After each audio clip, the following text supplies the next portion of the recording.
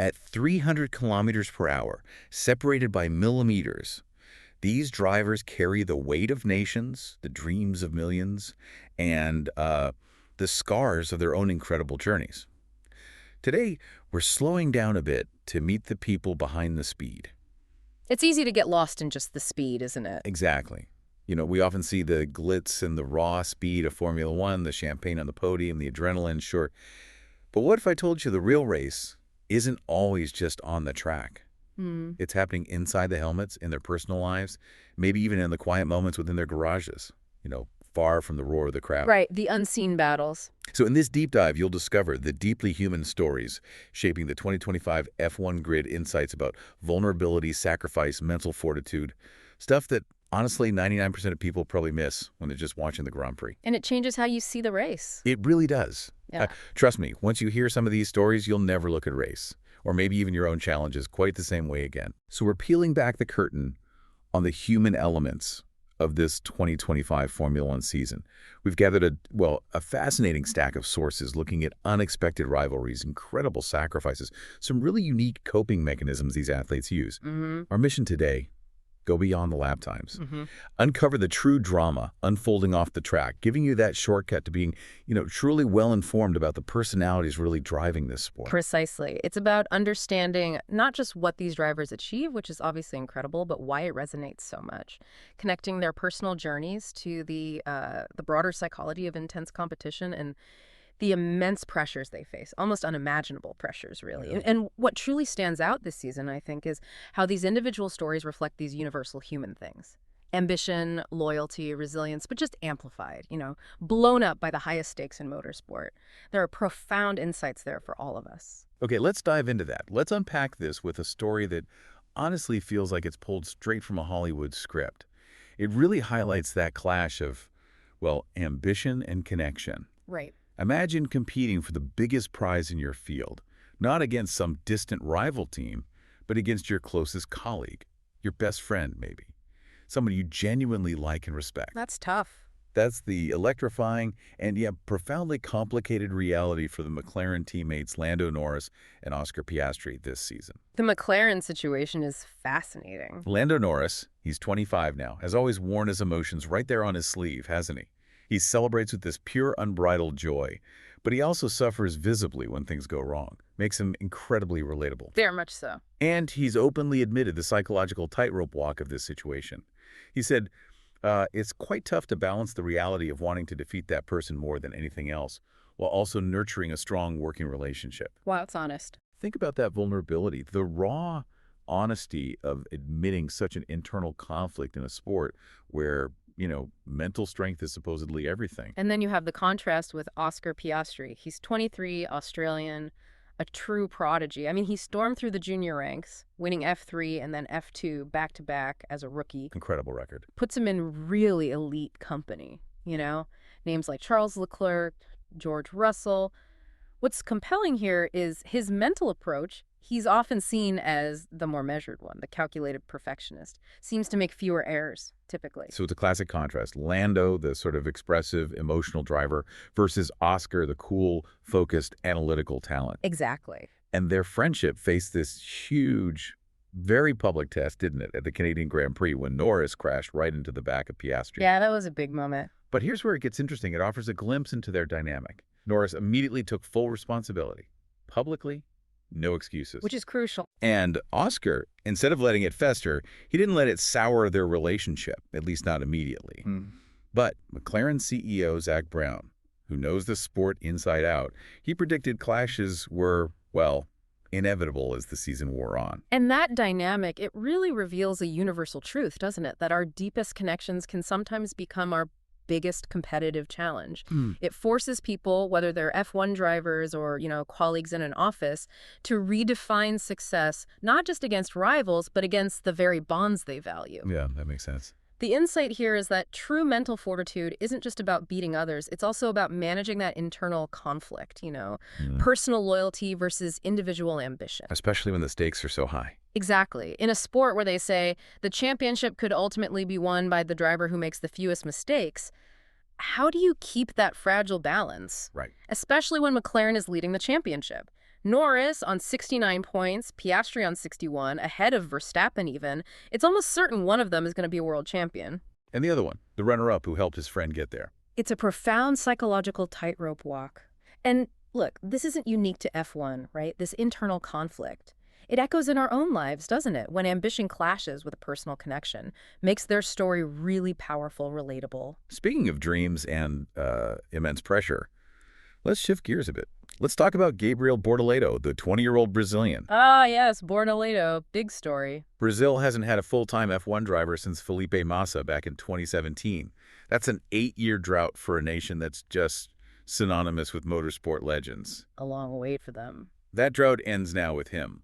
But his story is, well, it's far more complex, more emotionally charged than just being Brazil's great hope.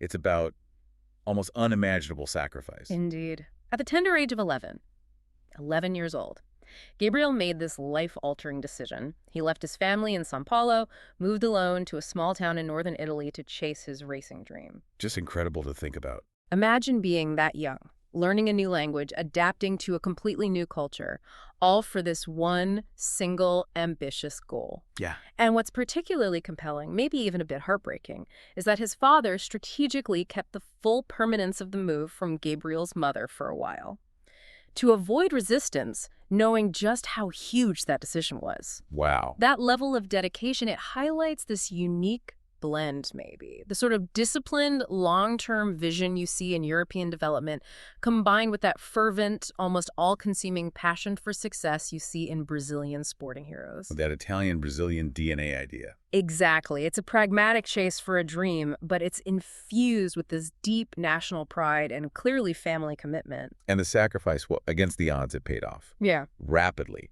He became F3 champion as a rookie, then F2 champion as a rookie. That F3, F2 double is rare air. Puts him right in that same league as Leclerc and Piastri we just mentioned. Yeah. But F1, as it so often does, it's been a humbling experience so far, hasn't it? The step up is massive. He had that debut crash in Australia. He's been struggling to consistently score points. But we've seen flashes, right? He outqualified his very experienced teammate Nico Hülkenberg in his debut. Big statement first time out. And he scored his first points battling Fernando Alonso wheel-to-wheel in Austria. A legend. Yeah, holding his own against Alonso. That says something. So this leads us to consider, how does a 20-year-old carry the hopes of 215 million Brazilians? A nation remembering the glory days of Ayrton Senna, who Bortoleto openly idolizes. It's immense. This isn't just, normal racing pressure. It's almost an existential question of identity and purpose, a weight of expectation few of us could really comprehend. Mm-hmm.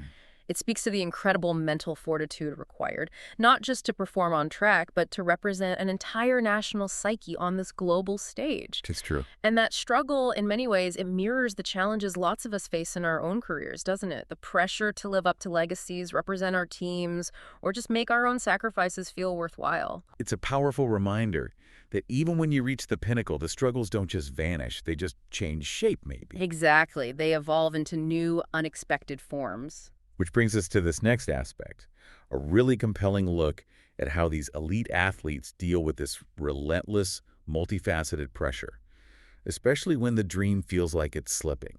Or maybe it just isn't quite what they expected. Yeah, the coping mechanisms. Take Charles Leclerc, 7th season with Ferrari now. After finishing 2024 pretty strongly, 2025 has been, as he put it, a tricky beast to tame. That's putting it mildly for Ferrari sometimes. You have to wonder, how much more disappointment can one person really take? Especially driving for Ferrari, where expectation is just this constant companion. That's precisely the challenge, isn't it? And it leads to that deeper question. How do you sustain peak performance when your emotional tank is constantly being drained? By external pressures, internal frustration. What our sources show is Leclerc's powerfully unique, almost philosophical approach. He actually opened up about consciously using grief as motivation after losing his father, Hervé. I remember reading that. Asking himself, what would my father want me to do? This isn't just about racing, it's like a life philosophy. A profound way of transforming sorrow into actual drive. That takes incredible strength. And what's more, he also shared that he regularly plays classical piano to maintain mental sharpness, emotional balance. He explains how the intricate precision needed for piano translates directly to his nuanced control, his decision-making behind the wheel. Piano translating to driving. Yeah. It's a remarkable, really deeply personal window into his coping mechanisms, almost like a secret weapon for keeping that mental edge under pressure. So it's not just about bouncing back from disappointment, but actively transforming it. Mm-hmm. And using these, well, unconventional methods to stay sharp. That's incredible. It really is. And then you look at Lewis Hamilton, the 7-time world champion. His move to Ferrari, so highly anticipated, was supposed to be this triumphant new chapter. But 2025 has been, by his own admission, humbling. Very humbling, yes. 109 points after 14 races. Compare that to 150 at the same point last year. He's still waiting for his first podium of the season. Unthinkable just a couple of years ago for Hamilton. Right. His honesty about this struggle, though, acknowledging the difficulty even for a legend like him, that's incredibly powerful, I think. It shows vulnerability, doesn't it? And if we connect this to the bigger picture, think about Pierre Gasly at Alpine. His situation highlights a totally different kind of pressure. Carrying the team, basically. Literally, he scored all 20 of Alpine's points this season. Every single one. That's staggering. His drive to 6th place at Silverstone, arguably the better all-round performance that whole weekend, but it got largely overshadowed by other headlines. Yeah, I remember that. This is a driver just maximizing a difficult situation with, frankly, immense grace and determination, showing extraordinary resilience when maybe all eyes are elsewhere, demonstrating what it means to lead from the front even when the front isn't the podium. It's a testament to that internal drive, you know? The thing that separates the good from the truly great. So stepping back then, what does all this mean for the sport as a whole? Beyond these individual stories, Max Verstappen often dominates the headlines, obviously, with his sheer speed and dominance. Understandably so. But the real psychological battles, the truly captivating human drama, seems to be happening elsewhere on the grid, doesn't it? A lot of the time, yes. We've seen that Norris-Piastri dynamic where they've even publicly stated they'd still obey team orders, even in a title-deciding race. Which says a lot about professionalism. And team loyalty, despite that fierce personal ambition. It makes you wonder, what does this reveal about modern F1? It's this delicate, almost contradictory balance, isn't it, between individual ambition and unwavering team loyalty.